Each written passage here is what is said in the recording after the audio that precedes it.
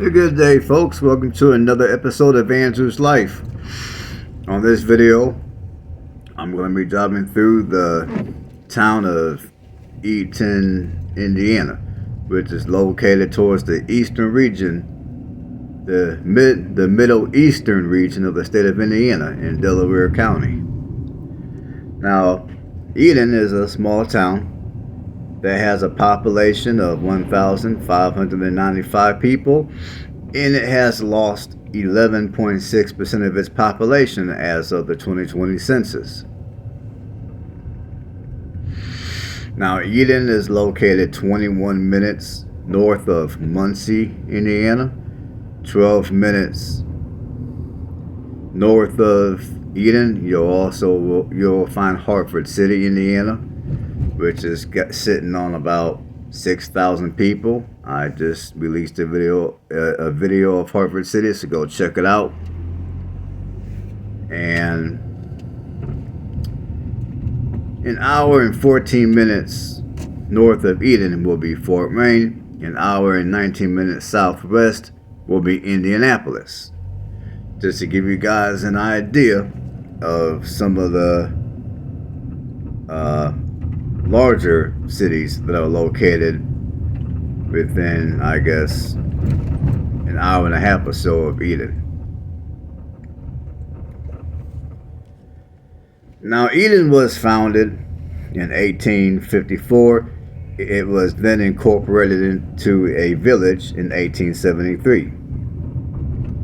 Now, the first discovery of natural gas in the state of Indiana was here in Eaton in 1876, causing a significant amount of growth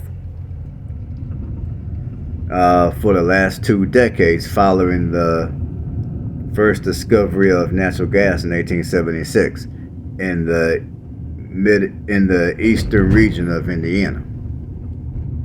And like I've mentioned on a previous video I made, the natural gas boom lasted until around 1950, when supplies finally dried up pretty much.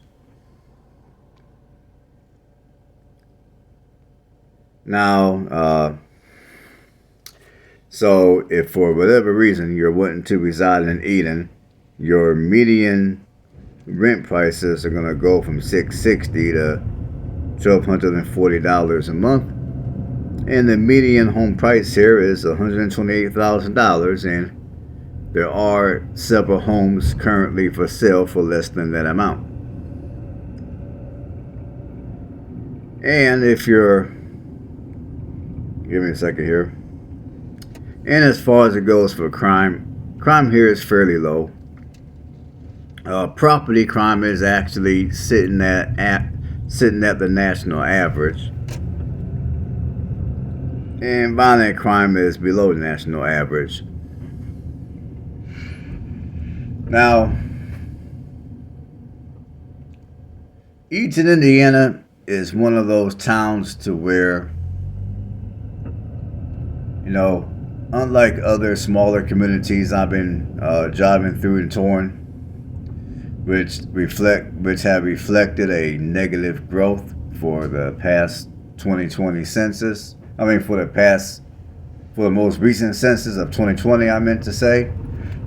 I tell you guys that in many of those small towns, by the time the 2030 census come out, things can completely turn around. Now, I'm going to say for Eaton,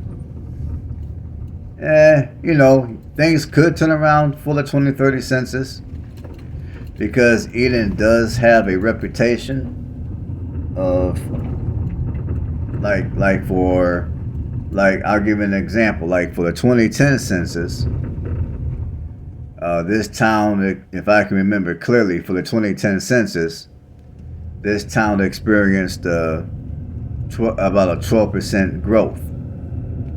That's during the 2010 census. As for this past census of 2020, the town has experienced a decline. A decline of 11.6%. So, I would say for this town, basically what I'm saying is, I'm saying anything is possible when it comes to the growth of the town or the further decline of the town. Like for starters, there's a fair amount of houses available here in Eden for less than 130 grand. Now, many of the small towns that I would predict to have a positive growth rate as come to 2030 census, typically in those towns, for starters, they're going to be within an hour of a larger metro area such as Indianapolis or Fort Wayne. And secondly, housing prices in those areas are going to typically be a little more expensive. Now, I would say that one of the main reasons why the growth of Eaton has been stunted is because of its proximity to larger cities. Now, I didn't bother to figure out how far it was from many of the Indianapolis suburbs, but if I had to take a guess, I'm going to say it's an hour or longer just to get to the northern Indianapolis suburbs, such as the cities in Hamilton County, like Fishers and, Noblesville and Como and all of them. And although you're within a half hour of Muncie, which, Muncie is what you would consider a mid-sized city. It's got Ball State. Hartford City, it's a small city. So although you're within a half hour of cities like that, when it comes to larger economies like Indianapolis and Fort Wayne, you're over an hour away. And depending on the weather, depending on traffic, you could be looking at an hour and a half drive to get to Fort Wayne or Indianapolis. And most people, at least in the state of Indiana, I don't think are going to sign up to drive an hour and a half every day, 5 days a week to go to work. So depending on what occupation that you do, living in Eden may not be the most practical choice. Now, if you do factory work or you do some other type of blue collar job like that, then there most likely you'll be able to find something in one of the smaller neighboring cities, like Hartford City and Muncie, and then all cities like them.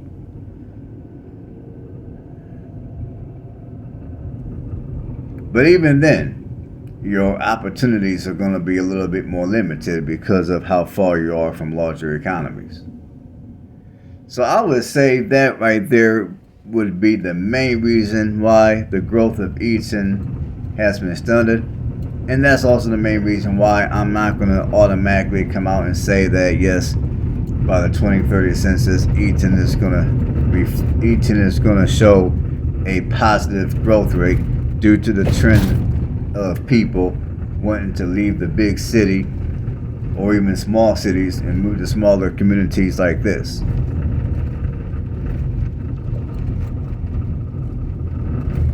Now, I do think Eaton, at least I do think that Eaton is a nice small town.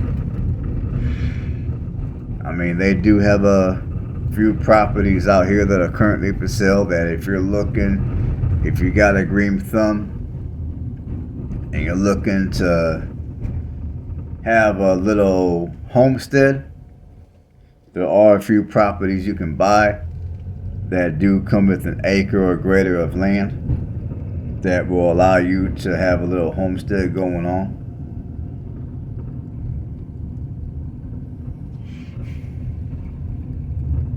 And I would say, for the most part, there are a fair amount of houses out here that are for sale that will come with lot sizes larger than 6,000 square feet. Now, of course, you got them other houses that are closer in, and the lot sizes will be smaller. But I would say, for the most part, if you're looking to purchase a home prices here are clearly very affordable. And it appears to be a nice, quiet, low-key town. And I mean, I don't really have anything bad to say about this town. Now, as far as my 2 cents about this town, I kind of already gave it to you, but I'm going to elaborate just a tad bit more. Now, would I live here in Eden? No, I wouldn't. It's not because it's a bad place to live. It's because that for me, given the fact that I tend to do gig work as means of making a living, and even if I, for whatever reason, went back temporarily and worked a 9 to 5 to get my money up, I would still on the side work DoorDash or some type of gig work. And with and for me, if I were to move to Eden, it would put me way too far from larger economies. Because if you're within close proximity to a larger economy, typically you make more money when doing gig work. That's just how that goes.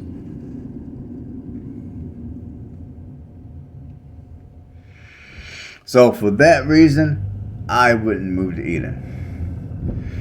But if you're one of those people that perhaps you work online, so therefore you don't have to travel on a regular basis to your job, except maybe once a month, or even if you had to make the drive 2 or 3 days a week into Indy or Fort Wayne, that wouldn't be so bad. Now, given that, if you do purchase a home in town or close to town, chances are if you work from home, chances are your internet's going to be half decent because you're close to town or you're in town. So that's why I say this is a good place to live if you work from home. And although there's not going to be a lot of people that are going to talk about moving to Indiana upon their retirement, I think that's a trend that's going to change as well. Because as the cost of living in places like Florida continue to get more and more expensive, as other retirement communities also continue to get more and more expensive and super crowded, I do think that people who get up in age and they get ready to retire are going to have to adapt, and they're going to have to rethink what retirement is going to look like. Because if they don't, they're going to be working until they drop dead.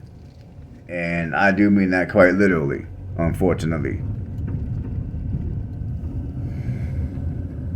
And also there's people that might live in warm climates, and maybe during the hottest months of the summer, they might want to come up here to Indiana and live in a climate that's considerably cooler.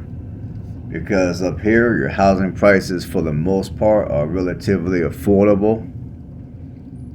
And if you had to find you a job for a few months, the economy here is fairly solid. It's fairly stable. Now, granted, Indiana is not going to offer the most amount of entertainment, as I've told you guys many times on this channel. However, if you're looking, perhaps maybe you might come from Florida, or you might come from even, Alabama or Georgia. And you have the ability to move around a little bit. You got a little bit of upper mobility. You have the ability to live one place for, half the year, and live in another for the other half the year. So if you have that type of ability to move around, I'm pretty sure there's going to be more people that are going to adopt that idea, and maybe you'll have a house in Florida or Georgia or Alabama, whatever the case might be, in a warmer climate, and you'll be living down there for the cooler months of the year, and then for the other half the year where it's colder up here in places like the Midwest, you'll stay down south. And I think Indiana would be a good place for those. I mean, like I said, for those that might want to escape the super hot summers of the deep south, I think Indiana would be a good place to come and purchase a home. And I think many of you would enjoy Indiana for what it has to offer. That is if, of course, you're not looking for a place that's got endless amounts of entertainment. I mean, obviously, if you're looking for something like that, you're gonna have to go elsewhere. But if you're just looking for a place that's chilled out, safe, low crime, with summers that are way more bearable than parts of the deep south, then Indiana could be a good place. And obviously, you don't have to buy anything here in Indiana. You can also rent.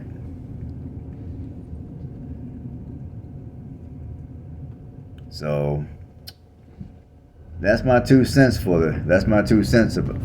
Eaton. I don't want to sound like a broken record here, so hopefully you guys got something out of my commentary, and I'm gonna let you guys watch the remainder of this video. So stay blessed out there, and I'll catch you on the next one.